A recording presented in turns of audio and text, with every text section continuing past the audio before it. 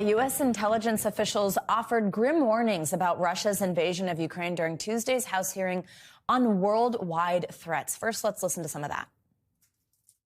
Our analysts assess that Putin is unlikely to be deterred by such setbacks and instead may escalate. We assess Putin feels aggrieved the West does not give him proper deference and perceives this as a war he cannot afford to lose. Putin is angry and frustrated right now. He's likely to double down and try to grind down the Ukrainian military with no regard for civilian casualties. NBC News national security correspondent Ken Dilanian joins us now with more on this. Ken, good morning. So, those are some pretty frightening assessments, and they touch on a few things that have sort of been these open questions. How will this end? What's going on in Putin's mind right now? We just heard he cannot afford to lose. He may double down. What else came out of that hearing, and how concerned should we be for what's to come in Ukraine? Good morning, Savannah. After listening to those intelligence chiefs, I would say extremely concerned. They were very clear this is going to get ugly. And those were some of the most candid assessments of Vladimir Putin's mindset that we've heard from U.S. officials. You know, Bill Burns, who's the CIA director, was once the ambassador to Moscow. He's been dealing with Putin for years, and he painted a picture of a guy who's increasingly isolated from reality, a narrow circle of advisors, extremely frustrated, but prepared to double down, even though all the assumptions that Putin made about how this war would go turned out to be wrong. He thought he was going to take Ukraine in 2 days, these intelligence chiefs said. And Avril Haines, the director of national intelligence, pointed out that Putin did not anticipate this level of international sanctions from the world, and also the pullback from private firms who are acting without sanctions, McDonald's, Visa, MasterCard, Starbucks, just pulling out of Russia. All this has come as a shock to Putin, but it's also left him in a position where he feels like he has no choice but to double down, Savannah. Yeah, I want to ask you a little bit more about, how this could potentially end.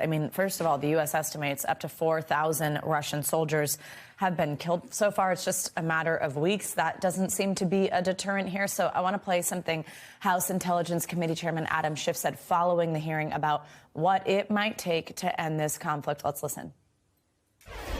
One thing Putin does fear is the ability of the Russian people to rise up against him. I think until he feels that his own regime is at risk, it's hard to see him looking for an exit ramp. Do intelligence officials agree with that? Would pressure from within Russia deter Putin? But then, also, what's the reality of that? Their media is completely controlled there. It doesn't seem like a lot of the Russian people even know what's going on.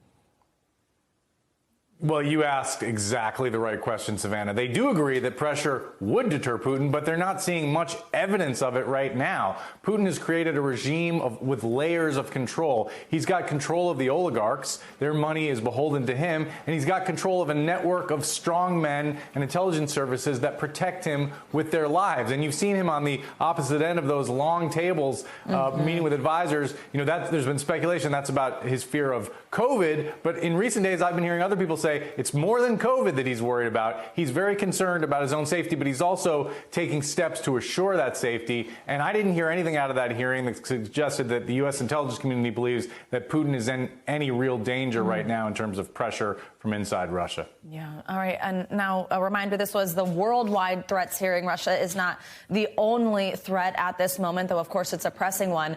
This document from U.S. intelligence also listed China, Iran, and North Korea. Climate change also made the list. Tell us more about these other threats.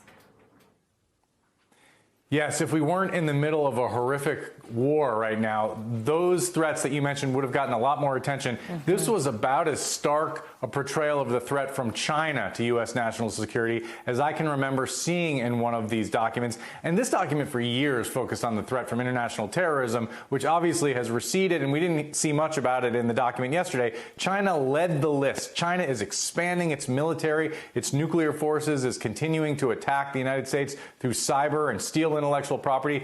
North Korea, Iran also using cyber, and a really stark assessment of the threat, obviously, from global pandemics. There could be another one. And climate change. The intelligence community has been warning about climate change for years as a threat to national security, and they said it again yesterday. This is something we all should be paying attention to as a threat to U.S. national security, Savannah. Ken Dilanian, as always, thank you so much.